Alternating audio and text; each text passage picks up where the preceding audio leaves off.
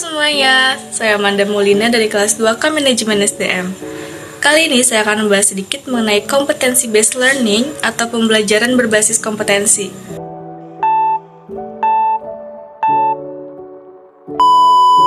Tujuan pendidikan dan pelatihan berbasis kompetensi.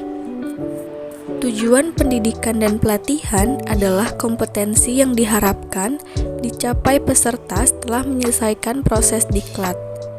Kompetensi berbentuk kinerja atau unjuk kerja yang baik dalam bidang kehidupan atau pekerjaan.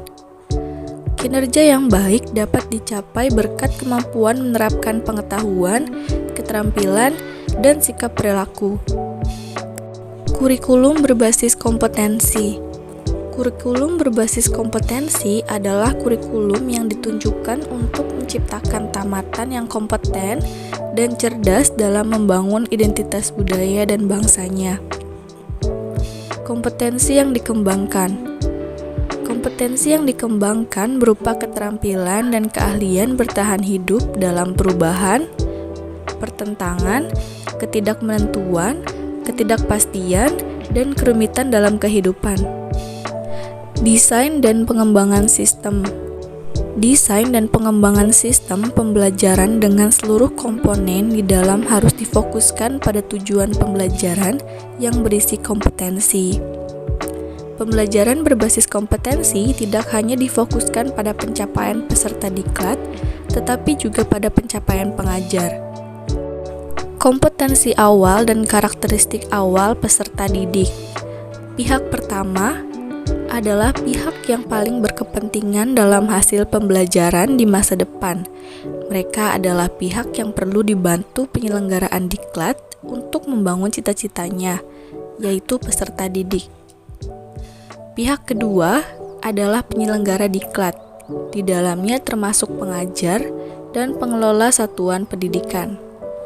Pihak ketiga yaitu pengguna kelulusan. Mereka adalah yang berkepentingan untuk mendapatkan lulusan sesuai kebutuhan lapangan kerja. Hubungan kompetensi dan strategi pembelajaran. Pendesain pembelajaran diharapkan dapat melaksanakan kegiatannya secara bertahap, yaitu pertama, menentukan tahapan dan langkah kegiatan pembelajaran dengan urutan isi yang diarahkan pada pencapaian kompetensi. Demikian pula pada saat menentukan metode, media, alat, dan alokasi waktu harus mempertimbangkan kesesuaian unsur dalam strategi instruksional dengan kompetensi dalam tujuan pembelajaran. Kedua, pengajar melaksanakan rencana strategi pembelajaran yang telah disusun dengan memasukkan upaya pemberian motivasi sepanjang proses pembelajaran, agar peserta didik memfokuskan perhatiannya pada seluruh pembelajaran. Upaya pemberian motivasi berupa pemberian pujian, penguatan, pemberian latihan relevan, dan menanamkan keyakinan kepada peserta didik bahwa ia secara bertahap akan berhasil mencapai kompetensi yang ada pada tujuan pembelajaran. Hubungan kompetensi dan pengajar atau fasilitator. Pertama, fasilitator perlu menguasai bahan pembelajaran dengan baik atau sangat baik. Dengan penguasaan bahan pembelajaran, ia akan mampu tampil meyakinkan pada saat mempresentasikan isi bahan atau saat menjawab pertanyaan peserta didik. Kedua, fasilitator perlu terampil merancang dan melaksanakan strategi pembelajaran, meliputi tahapan pembelajaran runtut saat menyajikan isi pembelajaran, menggunakan berbagai metode, media dan alat, mengelola waktu secara efisien, motivasi, penguatan, dan penghargaan sepanjang proses pembelajaran.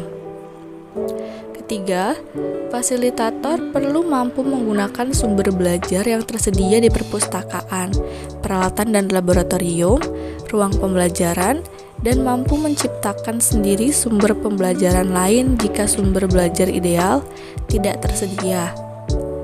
Keempat, fasilitator mampu merancang dan menggunakan alat pengukuran yang baik sesuai kompetensi dalam tujuan pembelajaran, Alat pengukuran yang baik dilihat dari validitas, reliabilitas, dan kepraktisan penggunaannya.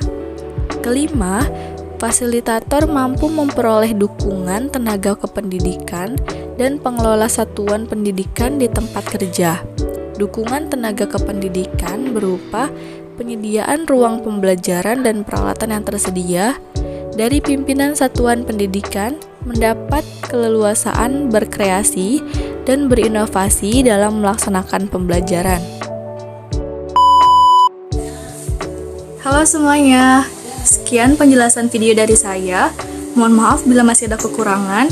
Terima kasih atas perhatiannya, dan sampai bertemu di video selanjutnya.